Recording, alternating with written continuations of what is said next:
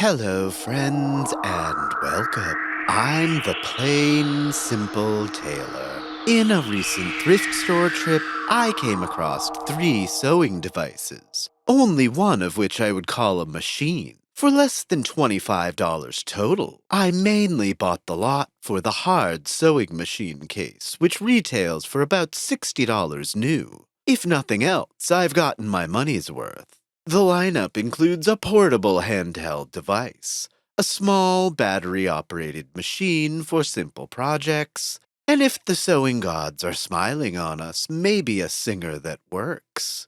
You'll notice I'm wearing gloves, which I should not have taken off, and we'll start by cleaning up the singer and its case, before moving on to the cheap as-seen-on-TV devices. I have some hope for the battery-operated shark, but after seeing other reviews of these handy stitches, even brand new, let's just say, I don't have much faith in this working. Ever. Apart from a slightly cracked hardshell case, we have a Singer 2502C. Let's poke around in the random sewing tools left by the machine's previous owner. An unremarkable seam ripper, a needle threader, and some, how shall I put this, spicy bobbins of various sizes which will become important later on. But it seems that almost every machine I encounter, I find bobbins that look like they've been wound by hand and will jam your machine sooner than you can say, Lone Star. I'll give everything a good going over with bleach wipes.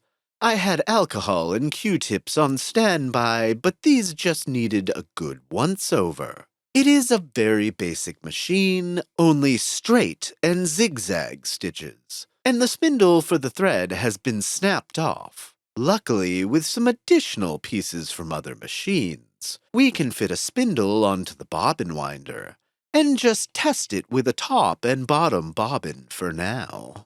The moment of truth. Will the light turn on?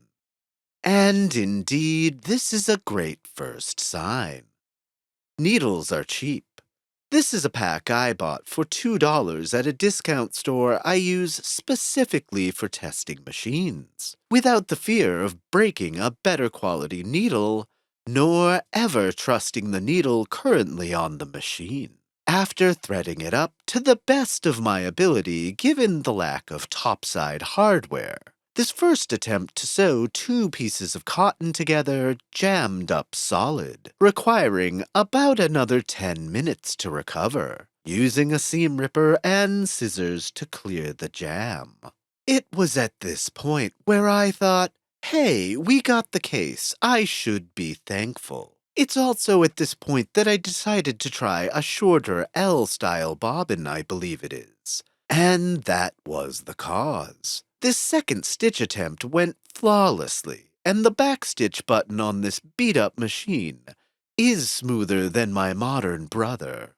I found it makes the best zigzag stitch out of all of my sewing machines. Successful test. And I've already got updates about this machine in a future video. Let's jump the shark, as I'm admittedly confused at first what I'm looking at with this gear mechanism and horizontal hand wheel. There's an adapter box and some 8-year out-of-date batteries with enough charge to turn the light on, and thankfully didn't corrode the terminals. Like all the rest, the accessories include extended pegs for different thread spools, and more of the spiciest bobbins on planet Earth, sure to give this already error-prone piece of plastic a seizure, just when you thought you were going to fix that hem on your evening gown. This one takes standard class 15 bobbins, and again, I will use a double bobbin system for the test. I consulted the manual on proper threading, as this is a bit different from a standard machine, while completely glossing over the features. Little did I know I was dealing with a fully automatic assault-style sewing machine when I pressed on-off.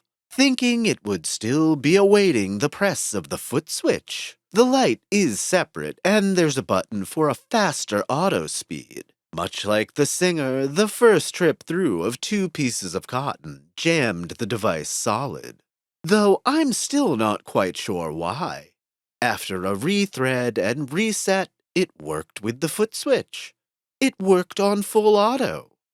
And its fast speed was actually somehow a tighter, better stitch. After this initial set of tests, I declared it a success. However, when I took it on vacation to try and shoot a sewing video beachside for fun this summer, it didn't work out. 2 layers of cotton are but all this can withstand. Add a layer of light interfacing, and it just might break your needle on the first stitch. 2 out of 5 for effort overall on this cheap little product. And here's where things really go completely off the rails. And I really should have kept wearing my gloves for this one. The Handy Stitch, an as seen on TV product from the mid-2000s, is known to be a terrible product whose late-night sales pitch history are revealed pretty quickly here. This appears to be new in box, and after 2 machines that came with such spicy bobbins, this comes with 4 colors of factory-wound bobbins, with the machine pre-threaded with white. We're off to a pretty good start for a new yet 20-year-old product. It comes with an extra needle that's shorter than standard by about 1/4 of an inch. After preloading everything else and getting ready to test things out, this is the first time in my life I wish the box had said batteries not included. You see, dear viewers, these batteries expired in 2009. And have been sitting in this device corroding for almost 25 years. As you see, I spent hours looking up a manual which was less than helpful, cleaning up the terminals to the best of my limited abilities, even resorting to a little sandpaper. If I can find the correct specialized power adapter someday, I'll come back and test it. For now, I must declare it a failure, and $5 along with hours of an afternoon lost. However, for under $25, I ended up with 2 working sewing machines that you'll see from time to time on various projects in the future. Also, on this particular thrifting adventure, I picked up a bridesmaid's dress for $8, with miles of fabric in the skirt to make other clothing out of. You'll definitely see it back in a thrift flip video in the future. Also, this 3X shirt for $3 because I liked the print, but also discovered there are some seams not worth ripping, and sometimes it's better to just cut a garment into individual pieces if you're harvesting fabric or notions for future projects. Thank you all for joining me, and if you've enjoyed this video, I'd be delighted if you'd consider a like and subscribe below. Until next time, keep your tailoring plain and simple.